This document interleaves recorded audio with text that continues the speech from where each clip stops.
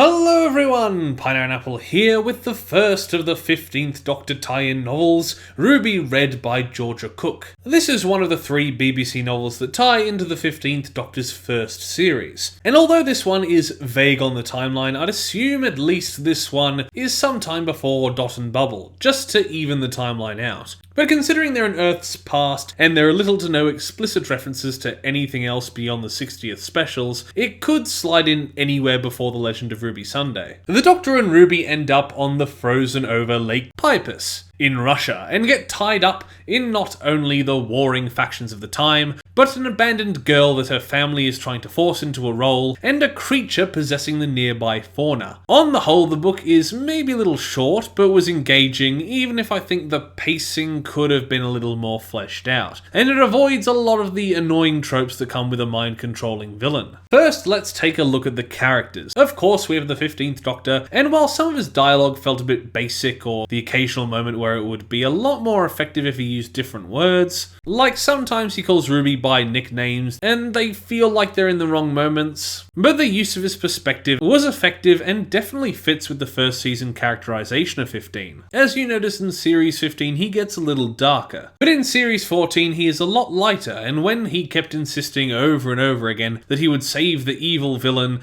and just get them out of the way instead of killing them, I believed it. But if this were series 15, I think he would have eventually just let the Rentarans destroy it in the end. Next is Ruby, and once again, having seen Lucky Day gave me a bit of a different perspective here. As I feel between Lucky Day and this book, I know a lot more about Ruby than I ever did in series 14. As there was so much weight put on who her mother is, and whether or not that really matters to who she is, but this book uses her perspective really well. And it's made even more important by just how much shit she goes through. Her ribs are bruised, she almost drowns twice, almost possessed, thrown around by a wolf. She goes through it. And it's interesting to see exactly how she views 15, considering the title could make you think it's focused on her, and it subverts that. I felt the focus on her point of view really made the story more interesting. Next we get into the side characters introduced in the story, starting with the 3 Valkyrie sisters, Salissamir, who seems to be the one on the cover, Helgadin, and Ranavir, or Ran. These 3 are very tropey, the one who is forced into a role, but much better at something more unconventional to the family, and the 2 family members who have to learn she has her own strengths, one being more kind and the other more brash, and they are definitely that for maybe the first half of the novel, but as the story continues and more events happen, the characters progress well from their tropes. Salissamir, who was already kind to Ran, realizes her family may be wrong, but is possessed shortly after, pushing the character drama onto Helgadin, who initially is disappointed and angry at Ran's less violent nature, but faced with one sister possessed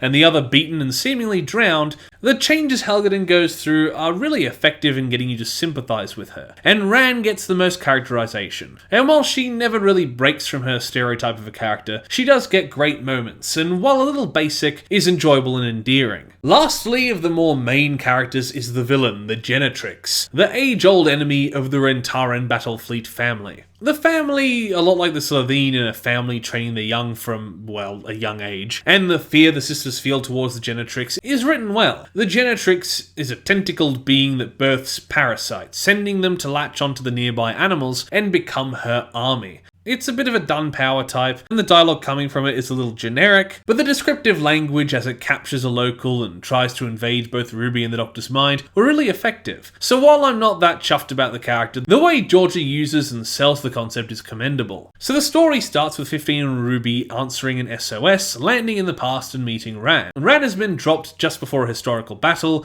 and has been setting up distress beacons to escape from her war-obsessed family, trying to make her into a warrior, when all she wants to do is build things, having a good skill with MacGyvering tech. Initially it seems the Valkyries want rid of Ran, but they are really just worried sisters trying to get her to man up, which makes them more understanding than if they were here just to make her fight. They do it out of genuine concern as they believe it's who Ran should be, making their change of mind more effective than if it were a full 180. The TARDIS continues to be wonky like in the show, the old girl making noises to tease the whole Sutek thing I guess, but after trying to clean up Ran's tech before they go, Ruby and Ran are attacked by wild wolves with glowing ruby red eyes. The Valkyrie-like sisters begrudgingly teaming up with the Doctor and Ruby to destroy what they now know is a Genetrix, possessing animals to attack, giving the lowdown on who they are, selling the destructive capabilities of the Genetrix pretty well. They learn where the Genetrix might be thanks to the direction of its attacks as it raids the nearby camp of the Novgorod Prince Alexander Nevsky, pushing them back towards the frozen lake that is used multiple times as an obstacle and stage for battles. And while I felt initially it was overused, it does pay off well in the final battle when the ice shatters. The Genetrix was in stasis under the water, and although the Doctor fails to change its mind after the massive battle on the ice, and a lot of tense action, him and Ruby leave, the three sisters deciding to look over the lake until it thaws, ready to kill the Genetrix should it wake. But the Doctor, the cheeky bugger he is, scoops it away and drops it on an uninhabited world, leaving the sisters to bond until their family comes looking. The ramping of stakes would work a lot better if the tension kept building into the final battle on the ice, but there's a battle right beforehand where the Genetrix manages to capture a large force